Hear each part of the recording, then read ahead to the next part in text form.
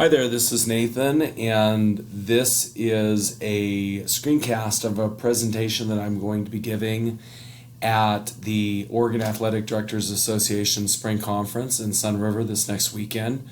And so I'm going to split this into two, hopefully 10 minutes, 15 minute pieces. Obviously, my presentation on Saturday or Sunday is going to be longer than this, but I thought this would be an opportunity for maybe some people that might miss it, that wanted to see it, or people that saw it and wanted to share it with other people, more abbreviated version. So I want to start by talking about Steve Jobs. And I had a friend the other day who mentioned to me or commented that, despite all the money that Steve Jobs had, that he couldn't buy another day on this earth. And so thinking about that, I think it underlines the importance of time and the value of time, and how time is the most important commodity that we have. And so using that time wisely, improving how we use that time, and maybe spending less time on things that don't matter is really important to being more fulfilled and more productive as educators and as coaches, as athletic directors, and as loved ones. So hopefully you'll get a few ideas on how to improve how you use your time in the next couple of minutes. So I'd like to start by talking about AM and PM bookends. So a lot of the information that I'm going to share comes from the book Deep Work by Cal Newport. And the idea is that we're going to start with we're going to bookend our days with AM and PM routines. And the idea behind that is that by being intentional about the way we spend the first part of our day and the last part of our working day, we're going to better use that time in between for productivity, and then the time afterward at night with our family for relaxation, for relationships, those sorts of endeavors. And so what I would say is that start with your PM routine, so that whenever you're shutting down from work, and I have a particular routine where I get done with work or supervision or whatever it is. If it's a normal day where we have no events after school, I'm getting home, maybe I'm exercising, maybe I'm doing some work around the house, maybe I'm running some errands or whatnot. And there are days where I'm going to work on some things, typically for coaching, not as an AD. But at a certain point, I'm going to get to a point where I'm going to shut down email, answering my phone, doing anything for work. And Cal Newport calls that shutdown complete. I think he turns off his computer, he doesn't respond to anything, and he's done with work. And so for me, what I do is that during my kids' bedtime routine, I'm oftentimes getting everything ready for the next day. So my routine is that I'm going to make sure that my lunch and breakfast are ready for the next day.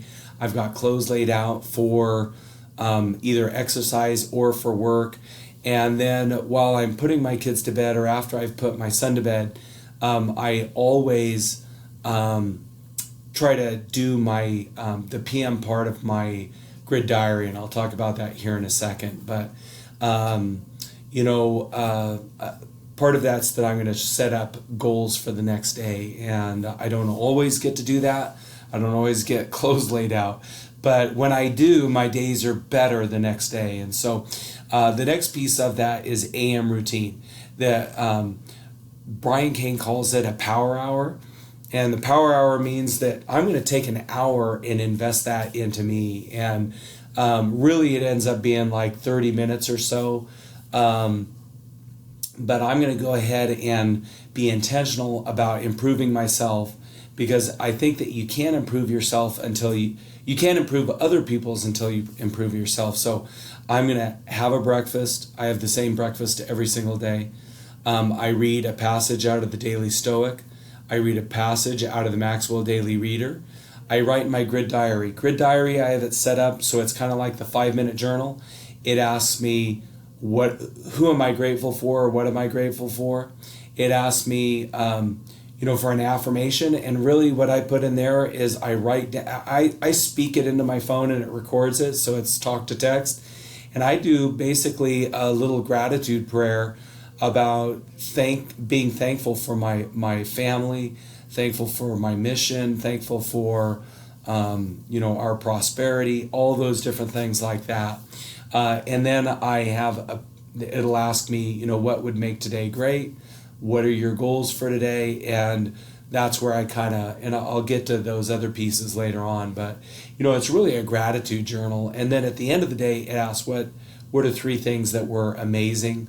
What could you have done to make today better? Did you exercise? And, when I do those things, I appreciate the things in my life that are good. And, we as human beings are wired for threat detection, and so we do focus on negative things. That's just our natural wiring. So you have to be intentional about appreciating the good things that we have, and we have so many good things to be thankful for. So I always call Success Hotline. Success Hotline is a daily message that is on the telephone. You can call 973-743-4690. And, Dr. Gilbert records a message. It's about lots of different things, but it's, more positive mindset information or material for you. And I actually call that on my way to school. I have a 7-minute drive to school, and it's 3 minutes out of that 7 minutes. And my day's always better when I call that. And then I would suggest some sort of mindfulness practice. I'll get into that later on. But some sort of relaxation, breathing, focus type exercise, I think is there's a lot of research to support that's a great thing for you to do early in the day. All right, I'm going to go over this very quickly. But deep work versus shallow work, the more time we could build into our days for deep work, the better, I think, the happier we're going to be and the more productive that we're going to be. And so what that means is that we want to find time, and we want to be intentional and cognizant of the different type of work that we do. And so when I do emails, I really do everything I can to spend as little time on email as possible. And I'll talk about that here in a little bit. But, we don't want to spend our entire day doing shallow work. And I know that there are times where that happens, but we're going to want to find blocks of time, 90 minutes, an hour, where we can sit down and you can do coaches evaluations. You can plan out schedules. You can, plan a long-term project, or you can write out goals, or you can even invest in yourself, invest time in yourself in terms of, research or something like that. So, the more you can take these deep work blocks and build them into your day, the better off you're going to be. All right, so I just want to talk about the deep work routines. And Brian Johnson talks about this. This is actually a screenshot of a philosopher's note on YouTube that he has, or a micro class that he has about this. And basically, Cal Newport talks about 4 different modes: monastery, bimodal, rhythmic, and journalistic. And I could talk about the first 2, but they don't really apply to anyone that's an athletic director. Unless you're going to go spend, a couple weeks writing a book in the summertime, you're not going to do the monastic or the bimodal work routine. So rhythmic basically means that you're going to have a rhythm or a routine that you're going to build in. So like every morning you're going to do this at 8 o'clock, and then at 9 o'clock you're going to do this, and at 10 o'clock, and you're going to find those times, you're going to build it in. And then journalistic is really probably the way that I would say that I work, which is that I'm going to set up time blocks, and then I'm going to select things to do based on what time I have available at that time, and try to get through as much as I can. So speaking of time blocks, so Gary Keller in his book, The One Thing, talks about how time blocks is like one of the most important things that you can do. And so what I do is I try to build time blocks in my day. So just to give you an example, I get to work between 6:50 and 7 a.m. most days. I come into my office and I will either finish my power hour morning routine, whatever I have to do, and I will do things on the computer that do not involve email. Then at about 7:15, 7:20, I go out into the commons, and because I'm in my office a lot of the day, I don't get as much contact with kids as I'd like. So that gives me a chance to just see kids, see what's going on, talk to some people, and be intentional about making connections with kids. When the bell rings, I come back in, and from 7:30 until 8:45, I'm in deep work mode. I shut my door, I close my curtain, and I do as much from my MIT or my most important tasks as possible. And then another thing that I will do is I'll have a capture list. And so things like gas time, that means give a stink time. I'll try to build that in. So I'll have a list of things that, I could do, I can't do. Maybe they're not urgent, but they're important, that sort of thing. And then I'll try to build that in. So sometimes the things on there are urgent. Like I'll put gas time as one of my most important tasks. There are other times where it's not, but I'll run into a gap where I can't work on the Hall of Fame banquet because of something I'm waiting on. That's on my MIT list. And so I'm going to say, I'm going to go ahead and go down, and it's, Coach Gilbertson's prep right now. I'm going to go down and talk with him, see how things are going.